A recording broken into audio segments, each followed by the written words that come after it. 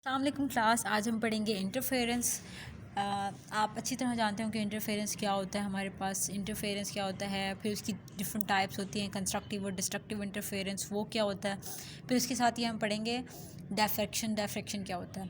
Interference हमारे पास होता है superposition of two waves having the same frequency and travelling in the same region और direction results in the phenomena is called the interference. इसकी example आप ये ले लें कि हमारे पास कोई सी भी वेव्स हैं, वो साउंड वेव हो सकती हैं, वो वाटर वेव्स हो सकती हैं, वो किसी एक स्ट्रिंग के अंदर वेव्स हो सकती हैं। वो वेव्स आपके पास उन दोनों की सेम फ्रिक्वेंसी है, ठीक है। वो फ्लो कर रही हैं, किसी एक ही सेम रीजन में वो ट्रैवल कर रही हैं, तो उन दोनों का आपस में मर्ज होना। इसकी मैं आपको इस तरह से एग्जांपल दे देती हूँ कि ये आपके पास एक स्ट्रिंग है, ठीक है। इसको यहाँ से एक पर्सन ने पकड़ा हुआ है, यहाँ से दूसरे पर्सन ने पकड़ा हुआ है, ठीक है। तो इस पर्सन ने भी स्ट्रिंग को जर्क दी है और इस पर्सन ने भी स्ट्रिंग को जर्क दिया। जब इसने जर्क दिया तो यहाँ से ये वेव प्रोड्यूस हुई। अगर इसी टाइम ने इसमें भी जर्क दिया तो वो ये वेव प्रोड्यूस होगी।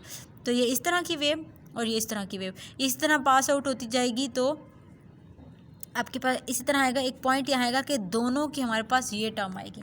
जब दोनों की ये टर्म आएगी तो वहाँ पर स्ट्रिंग जो होगी वो एक ख़ास लिमिट तक ऊपर जाएगी, यानी कि उसका एम्पलीट्यूड जो होगा वो बढ़ जाएगा। तो इस तरह दो वेव्स का आपस में सुपर इम्पोज होना हमारे पास इंटरफेरेंस कहलाता है। यानी कि superposition of two waves having the same frequency and travelling in the same region और a direction results in the phenomena is called the interference. Interference refers to the what happens when the two waves pass through the same region. मतलब अगर दो waves एक ही reason या एक ही reason में से पास हो रही हैं एक ही टाइम में, तो क्या हो सकता है। तो यहाँ पर क्या होता है ये हमने आगे बताना है।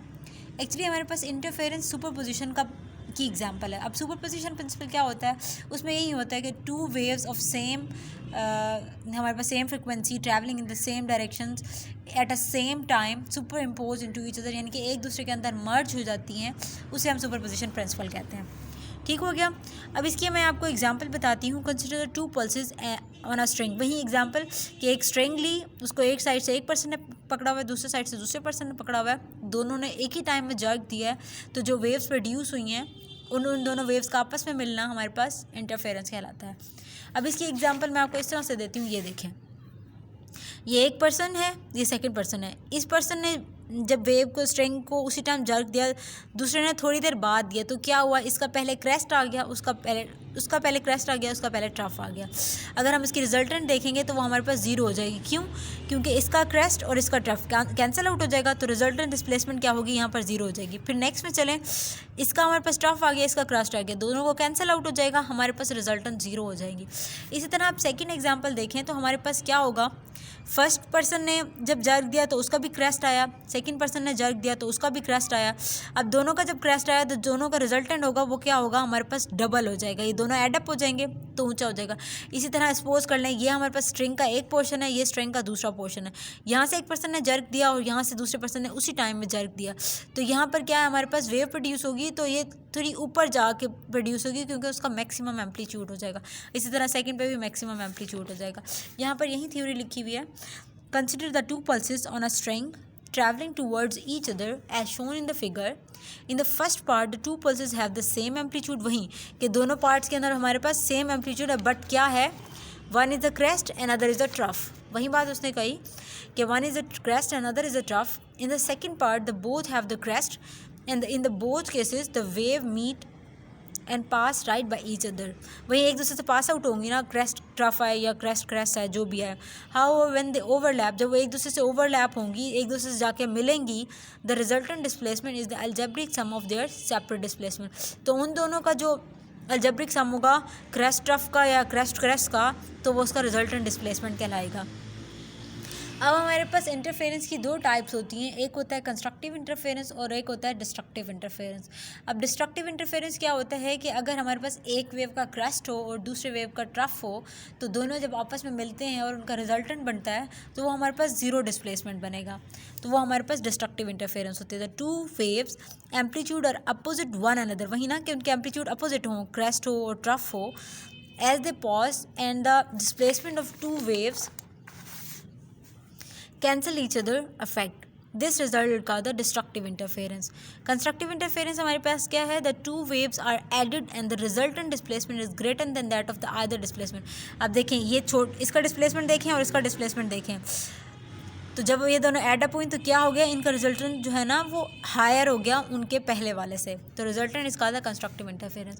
इसकी एग्जांपल हम इस तरह से लेते हैं, in the first case of the constructive interference the two waves are in phase. ये देखें दोनों वेव्स आर इन फेज है, हमारे पास दोनों का क्रेस्ट है, तो रिजल्टेंट क्या होगा, हायर डिस्प्लेसमेंट क्या होगा।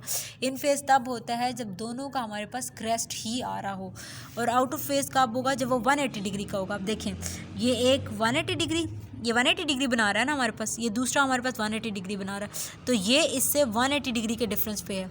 तो जब ये दोनों 180 डिग्री के डिफरेंस पे बनेंगे तो ये दोनों आपस में कैंसिल आउट हो जाएंगे, हमारे पास डिस्प्लेसमेंट जो होगा वो ज़ीरो हो जाएगा।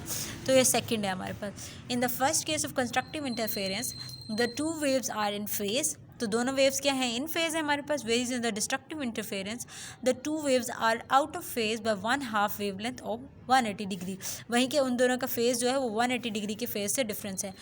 अच्छा, बास टाइम ऐसे होता है हमारे पास कि थोड़ा सा वो कंस्ट्रक्टिव होता है और थोड़ा सा वो डिस्ट्रक्टिव होता है। किस तरह से कि थोड़ा सा वो अपनी जगह से डिस्प्लेस हो जाता है।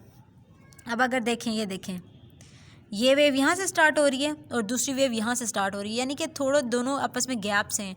तो क्या होगा इनका, अब ये इतना पोर्शन इसका क्रेस्ट आ गया और इतना पोर्शन इसका ट्रफ आ गया, ये कैंसिल आउट हो जाएगा, तो इसका जो रिजल्टेंट डिस्प्लेसमेंट होगा वो छोटा हो जाएगा, यानी कि पहले की निस्बत थोड़ा स्मॉल आ जाएगा। इसको हम कहते हैं पार्शली डिस्ट्रक्टिव इंटरफेरेंस। ये आगे ये देखेंगे आप, in the most areas is intermediate between these two extremes resulting in partially destructive interference. All three of these situations shown in the figure below varies the amplitude of the plot reversal. वही बात है कि इसमें अब हमारे पास partially destructive और partially constructive interference होगी। ये थी interference कि जिसमें हमने पढ़ा interference क्या होती है, हमारे पास constructive interference क्या होती है और हमारे पास destructive interference क्या होती है। अब हम पढ़ते हैं डायफ्रैक्शन। डायफ्रैक्शन अपने नाम से ही क्या है, रिप्रेजेंट कर रहा है कि हमारे पास बेंडिंग है, बेंड होना है, डायफ्रैक्ट होना है, अपने रास्ते से डायफ्रैक्ट होना है। The property of bending of light around obstacle. Obstacle एक रुकावट है। अब जैसे ना ये लाइट पास आउट हो रही है, ठीक है, मैंने ये ऑब्स्टेकल रख दिया। अब इस ऑब्स्टेकल से तो लाइट पास नहीं होगी, क्या होगी, लाइट यहाँ से पास आउट हो जाएगी और यहाँ से पास आउट हो जाएगी, लेकिन जब बाहर जाएगी तो वो आकर इसके इर्द गिर्द इसके अराउंड हो जाएगी। इसकी एग्जांपल आप इस तरह से ले लें कि जैसे आपने यंग्स डबल स्लिट पढ़ा था उसमें एफएससी में, ये आपके पास 2 पॉइंट्स हैं, ठीक है। अब यहाँ लाइट फॉल हो रही है, ठीक है, जब लाइट यहाँ से फॉल हो, यहाँ से तो रिफ्लेक्ट बैक होगी, यहाँ से भी रिफ्लेक्ट बैक, यहाँ से भी रिफ्लेक्ट बैक, जब यहाँ से पास आउट होगी तो ये यूँ नहीं जाएगी, ये यूँ फॉल होना शुरू हो जाएगी, यानी कि ये पूरी इर्द गिर्द उसके फैलना शुरू हो जाएगी अराउंड द ऑब्स्टेकल। तो ये उसका होना डिफ्रैक्शन कहलाता है। और इसकी एग्जांपल आप इस तरह से भी ले सकते हैं कि आपने ना वेव्स की बात कर लें, पानी की वेव्स की, ये वेव्स पास आउट हो रही हैं आपके पास, ठीक है। अब जब वेव यहाँ जाएंगी तो कैंसिल आउट हो जाएगी, यहाँ से जाएंगी, यहाँ से जाएंगी, अब यहाँ जाएंगी ना, जब यहाँ जाएंगी फिर ये वापस फैलना शुरू हो जाएंगी, यहाँ से ये वापस फैलना शुरू हो जाएंगी इसके इर्द गिर्द। तो क्या हो गया, इस ऑब्स्टेकल के अराउंड जो है वेव्स फैलना शुरू हो जाएगी, तो इसे हम कहते हैं कि हमारे पास डायफ्रैक्शन है, ठीक है। The property of bending of light around obstacle and spreading of light waves into geometrical shadow के of an obstacle is called diffraction, ठीक हो गया। सेकंड उसकी ये है, ये हमने तो लाइट की बात की ना कि उस लाइट का ऑब्स्टेकल के इर्द गिर्द स्प्रेड हो जाना। अब अगर हम इसकी वेव की बात करें, वेव हमारे पास वाटर वेव्स भी हो सकती हैं। The wave spread as they travel and when they encounter an obstacle, कि जब वो देखते हैं कि उनके रास्ते में कोई ऑब्स्टेकल आ गई है। आप एग्जांपल इसकी इस तरह से देख लें कि आपने ना एक स्टोन फेंका है रिवर में या पॉन्ड में, आपने स्टोन फेंका तो क्या होगी, वेव्स प्रोड्यूस होना शुरू होती हैं इस तरह की फॉर्मेट में, in the form of circle. अब वहीं पर ना आपने कोई आप ना लकड़ी फेंक दें वहाँ पर, जब लकड़ी फेंकेंगे तो वहाँ से वेव्स की डिस्टॉर्शन हो जाएगी, तो वेव्स क्या होगी, उसके यहाँ से पास आउट होना शुरू होगी, उसकी यहाँ से पास आउट होना शुरू हो जाएगी, तो वहाँ पर डायफ्रैक्शन का प्रोसेस होगा। The wave spread as they travel and when they encounter an obstacle they around it somewhat at pass into the region behind this phenomena is called the diffraction. इसके इर्द गिर्द जो फिनोमिना है उसको हम diffraction कहते हैं। अब डायफ्रैक्शन की भी डिफरेंट फॉर्मेट होते हैं। ये होता है कि डायफ्रैक्शन जो है वो उस ऑब्स्टेकल पर डिपेंड करती है, वो ऑब्स्टेकल का साइज़ कितना बड़ा है कितना छोटा है, उसकी जो है ना हमारे पास थिकनेस कितनी छोटी है कितनी बड़ी है, या वो ईज़िली से उसमें से हट सकता है या नहीं। अब हमारे पास the amount of diffractions depends on the wavelength of wave. अब ऐसा भी तो हो सकता है ना कि आपके पास वेव बहुत ज़्यादा तेज़ हो और आपके पास जो ऑब्स्टेकल हो बहुत छोटा सा हो।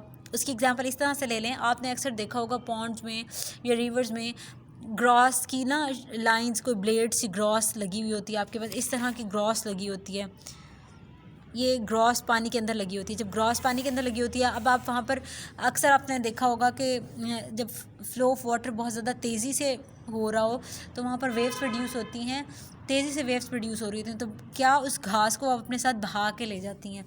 तो ये वही है कि wavelength of the wave and on the size of the obstacle, कि अगर हमारे पास वेवलेंथ ऑफ वेव ज़्यादा हो और ग्रास ब्लेड्स, यानी कि हम इसकी फिगर देख लेते हैं, ये देखें, ये हमारे पास ग्रास प्लेट्स हैं। अब देखें पानी की वेव्स इसमें से गुजर रही हैं, लेकिन क्या हुआ, उन पर कोई फ़र्क नहीं पड़ा, वो जैसे कि जैसे हैं वैसे ही गुजर रही हैं। ग्लास ब्लेड्स का उन पर कोई इफेक्ट नहीं पड़ा, इस ऑब्स्टेकल का कोई इफेक्ट नहीं पड़ा, वो वेव वैसे की वैसे पास आउट हो रही हैं उसमें से। क्या हुआ यहाँ पर हमारे पास वेवलेंथ ज़्यादा थी और ऑब्स्टेकल का साइज़ जो था वो छोटा था, उसकी थिकनेस जो थी वो थोड़ी थी, इसलिए डायफ्रैक्शन का कोई इफेक्ट नहीं हुआ।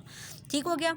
The waves bend around the almost as if they were not there, मतलब वेव्स उसके बेंड नहीं हुई ना, इसका मतलब ये होगा ऐसे फील हो रहा है कि ऑब्स्टेकल है ही नहीं यहाँ पर और ये ईजिली इसमें से पास आउट हो रही हैं। ठीक हो गया।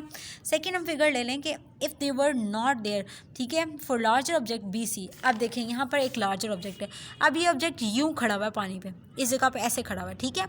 तो जो ये ऑब्स्टेकल है यहाँ से जो गुजरेगी वेव वो थोड़ी सी डिस्टर्ब होगी, बाकी जगह पर बस इसका शेडो है, वहाँ पर तो वेव कोई इफेक्ट नहीं होगी, वैसे कि वैसे चली जाएगी। अब ये उसके ऊपर यूँ रखा हुआ है, ठीक है। अब ये यूँ रखा हुआ ना, तो अब यहाँ से देखें वेव्स पास आउट नहीं हो रही, यहाँ से पास आउट नहीं हो रही, तो ये छोटा सा है ना, ये तो बड़ा है, तो जहाँ तक है वहाँ से वेव्स का ऑब्स्टेकल है, लेकिन वहाँ बाकी जगहों पर वेव्स आसानी से गुजर रही है।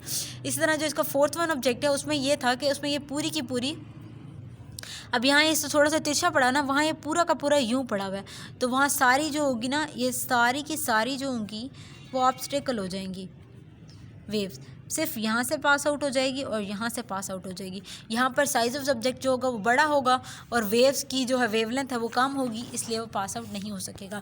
वही है for larger object B C there is more of the shadow region behind the obstacle we might not expect the waves to penetrate, क्योंकि वो कहते हैं इसका बाकी सारा तो शेडो रीजन है ना, ये ऐसे खड़ा हुआ है ना, तो बाकी सारा तो इसका शेडो रीजन है, जिसकी वजह से सिर्फ थोड़ा सा एक ऑब्स्टेकल, थोड़ी सी जगह पे वेव डिस्टर्ब होगी, बाकी सारी जगह पर वेव डिस्टर्ब नहीं होगी।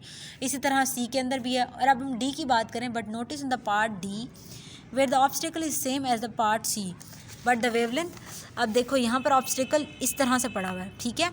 तो अब यहाँ पर वेवलेंथ जो है वो कहता है where the wavelength is same is a longer that there is more diffraction in the shadow region. अब यहाँ पर बहुत सारा डायफ्रैक्शन हो जाएगा, क्योंकि उसका जो शेडो है वो पूरा पार्ट जो है पूरा यूँ पड़ा हुआ है, तो जहाँ जहाँ से वेव पास आउट होगी वहाँ वो डिस्टर्ब हो जाएगी। As the rule of the thumb only if the wavelength is smaller, अगर हमारे पास वेवलेंथ छोटी हो और साइज ऑफ ऑब्स्टेकल जो हो बड़ा हो, तभी हमारे पास डायफ्रैक्शन सिग्निफिकेंट हो जाएगा उसका शेडो रीजन में। It is the worth noticing that this rules apply. वही बात होगी ना, इसको आप इस तरह से समझ लें कि पानी का बहाव ज़्यादा तेज़ होगा और ऑब्जेक्ट का साइज़ छोटा होगा तो कोई इफ़ेक्ट नहीं पड़ेगा पानी की वेव्स पे, पानी ईजिली वहाँ से फ़्लो आउट हो जाएगा। और अगर ऐसा होगा कि हमारे पास जो है ना वेव का साइज़ जो है वो बहुत ज़्यादा है, वेव का साइज़ जो है वो कम है और ऑब्स्टेकल ज़्यादा है, लाइक एक ट्री है पॉन्ड या रिवर में एक दरख्त खड़ा हुआ है, तो दरख्त से तो पानी की वेव्स नहीं गुजर सकती ना, दरख्त को तो नहीं बहा के ले जा सकती, तो वहाँ पर ऑब्स्टेकल प्रोड्यूस हो जाएगा, वहाँ पर डायफ्रैक्शन प्रोड्यूस हो जाएगी। Very little of wave reflected unless the wavelength is smaller the size of object is larger, अगर वेवलेंथ स्मॉलर हो और साइज ऑफ ऑब्जेक्ट जो है ऑब्स्टेकल का वो ज़्यादा हो। इसको डायफ्रैक्शन को हम इस तरह से करते हैं, theta is equal to lambda over L. यहाँ थीटा हमारे पास एंगुलर उसका एंगल है रेडियन का, लैम्डा जो है वो वेवलेंथ है और एल हमारे पास ऑब्स्टेकल की विड्थ है। ठीक हो गया। तो ये थीटा इज़ रफली the angular speed of the wave, ये वो एंगल है जहाँ पर वो डायफ्रैक्ट होती है, लैम्डा वो वेवलेंथ है जो वेव की होती है और एल हमारे पास विड्थ ऑफ ऑब्स्टेकल, ये एक ऑब्स्टेकल है ना, इसकी जो विड्थ है ये एल है हमारे पास।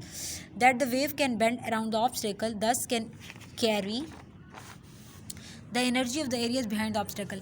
अब देखें ये हमारे पास है ना, यहाँ पर अब यहाँ आया, यहाँ पर कुछ ना कुछ एनर्जी वेस्ट आउट हुई ना, तो जब बाकी एरिया से उसकी गुजरनी शुरू हो जाएगी, जब यहाँ से पास आउट होके दोबारा से गुजरना शुरू होगी, तो उसमें कोई ना कोई एनर्जी होगी जो उस मटेरियल से वो कैरिड आउट करके वो आगे पास करेगी। The energy to area behind the obstacle is clearly different from the energy carried by the material particles. यहाँ तक जो एनर्जी होगी वो बहुत ज़्यादा होगी, लेकिन जो उसके बाद जो फ्लो करना शुरू होगी वो कम हो जाएगी। यही इसका डिफरेंस है। इंशाल्लाह मिलते हैं नेक्स्ट लेक्चर में। अल्लाह हाफ़िज़।